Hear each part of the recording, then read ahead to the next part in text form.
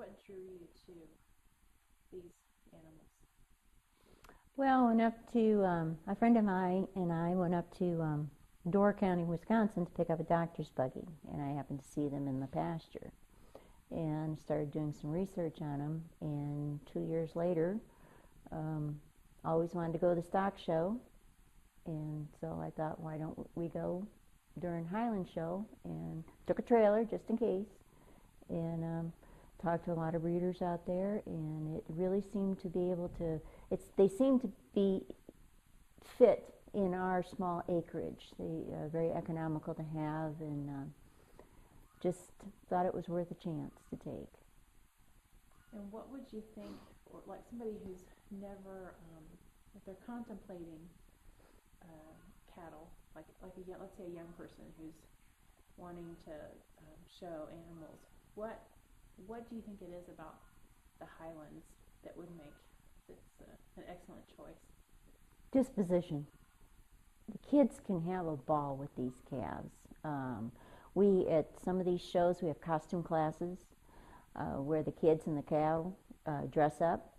In fact, out in Wisconsin this fall, we had a guy that dressed up like a gal, and his heifer had a tuxedo. And honestly, I did not know it was the boy. I don't remember seeing that girl in the show, and then I found out it was the Larson boy. But that's, and we also have trail classes for these, and the kids just have a good time. We don't take showing, we take it as serious as, it has to be fun. And once it doesn't become fun, then it's, because it's a lot of work. And the kids have a ball with them. So what's your personal philosophy? I mean, as far as your farm and your animals? And we raise them with kindness and respect. They are given the best quality food that we can. Right now we're in the transition. I really would like to get into the grass-fed 100%, but we have some tweaking to do in our pastures. And so right now the steers will be grass finished. We are the caretakers of these animals, and that's how I look at it. You talked about your grandmother in that story on the website, and it brought tears to my eyes. And what is it today? I mean, if you could see her today, or actually, let me rephrase that. If she could see you today and what you're doing today with the Highlands, what do you think she would say? Good job.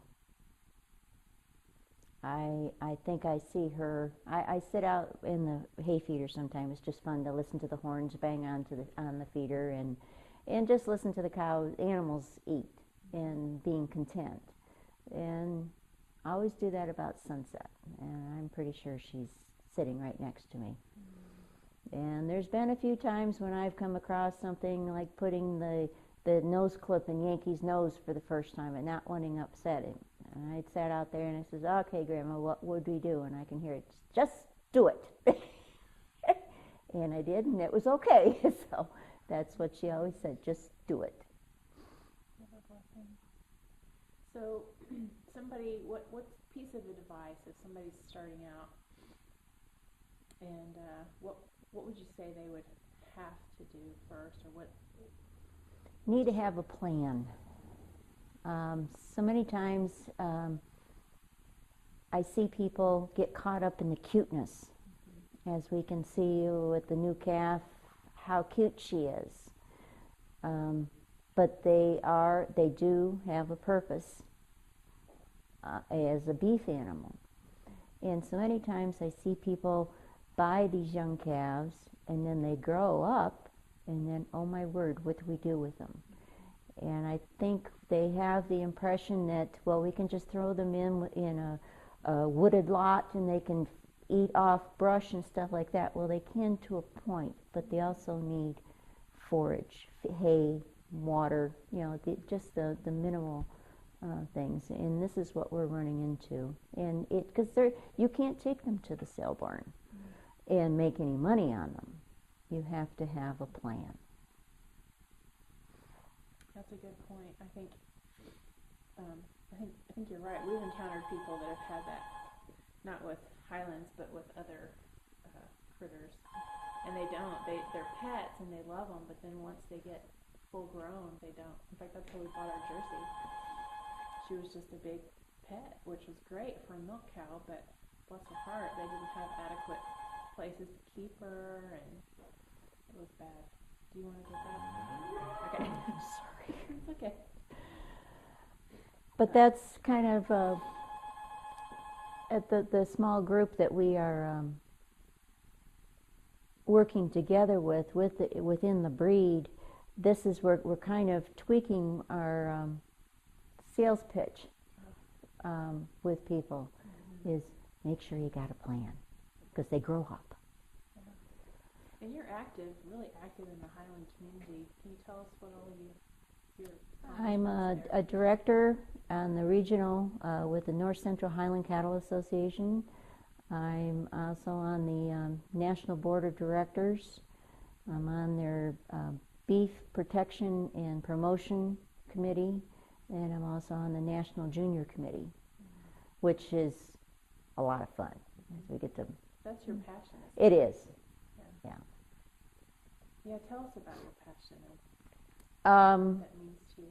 It's my goal is to raise animals that anyone can have go out in the pasture and they will be kind to them. But the kids are, if we don't encourage these kids to get into or stay in the agricultural end of things, we're going to be in big trouble. And the animals teach these kids so many things, so many life lessons that I can speak for myself that you just take on for the rest of your life. So that's my big passion, is being on the junior committee and getting these kids started. Tell us about that. You said it's made a big impact in your life. You were active as a young girl. Yes, my grandmother raised registered polled Herefords, and that's where I got started with the cattle. She taught me to jump in with both feet and do it to the very best of your ability. And that works the same way in anything in life. I try to do the best I can in anything that I get into. And you were the first female. You're not telling us the whole story though. My first year in 4-H, I had a polled Hereford steer, and in New York State they have a show and sale where all the 4-H projects would come together for the show, and then they would have a big sale. Your grocery store chains, restaurants, car dealers, and stuff like that. It was a big promotional thing for the for the companies, but it also helped the kids. And there weren't too many girls in that aspect of things. And my first year at 10 years old, I was grand champion of New York State with my steer. And as it turned out, I was also the youngest in the country, and being a girl that did that.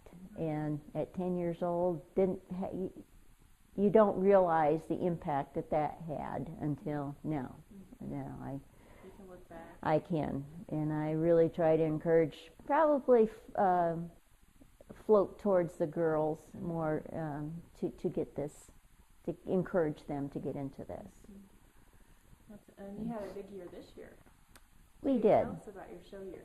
We were National Grand Champion Bull with our Cole, our black bull, and when I got home from the stock show, a gentleman from Chile called and ordered 400 straws for his herd in Chile. Wow. So Cole went to the facility up in South Dakota, and he was there for 3 months, and he's been home for about 3 weeks. So for a small breeder, it's just a huge honor. It is an exciting year for Almosta Farm 2010. It is. All the animals that I sold last year, they've all done great. In fact, 3 of them that have done very well we're all going to They're going to the stock show this year. And one of them is a 13-year-old girl, Bailey McConnell. Wow. So we're really Very tickled that she's going. Yeah. So 7 years, right? You've been Yes. raising Highlands. So what do you see in the next 7 years for Almosta Farm? Trying to always improve my herd and getting a little more into the meat end of things. I try not to be barn blind. I'm very hard on my animals. I want the best that I can raise to be exposed to the show ring. But then the meat animals aren't treated any differently, but that's where I would like to maybe get a little more into is the meat, grass-fed especially. Mm-hmm. And what do you see in the next 7 years for Highlands in general, just the breed? I know what I'd like to see. Okay. I'd like to see the marketing is very difficult. The association has we're having a hard time trying to figure out how to market the animals. Mm-hmm. Because when you go to a venue, people don't look at these Highlands as beef animals. And so that's kind of our big goal is to market, to talk to as many people as we can. In the commercial arena, like marketing to the folks that are yes, doing commercial. And that's, I have my Angus cow and I bought a shorthorn heifer this year, and that's my little point in the world is to show people this is what these Highlands can do for you in your commercial operation. Tell us about that. So the guys that you're trying to encourage, and you're talking about just crossing them. Right? That's right. Can you tell us more about that? The horns are not dominant, so if you can cross them to primarily a polled breed like Angus, your animal will be polled. You will maintain the 2 layers of hair, but it will be shorter. So that will give you more feed efficiency. You'll have better feet and legs. And it's your CLAs, all this data will go up. Now, this is where the Highland Association is probably a little short on is data.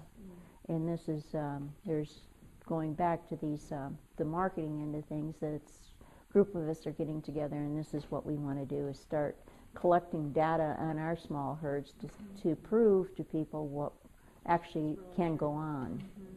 So it's like testing meat, and what kind of data are you wanting? Well, there's a company that I work with that I send hair samples to, Identity, and they test for tenderness gene, ribeye, disposition, heifer, the percentage of heifers that you would get from the bull, and the color thing they're having a little problem with because the Highlands have the wild gene for color, so that's you just never know.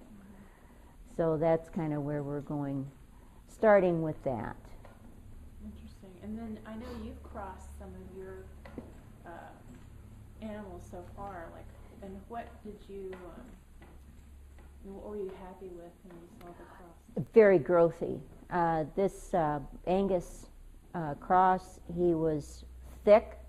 He was correct. He had great feet and legs. But he towered over the Highland calves. So you've got the growthiness in your commercial cattle, but then you've got the best parts of the Highland.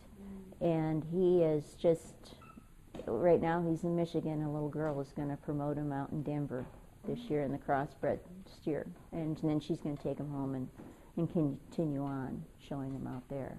So it's, I'm just really tickled with him.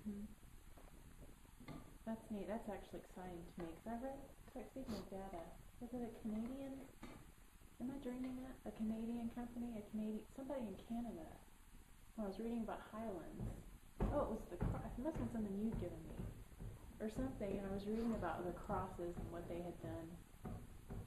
It's very, there's a lady in Canada that does genetics for color. And because a lot of times people get caught up in the color, more than what's underneath the hair. And so, because I don't care, as long as the calf is healthy and it is structurally correct, that's all I'm looking for. And the color, that's half the fun, is coming out and seeing what color you get. Surprise. Yes. Miss anything?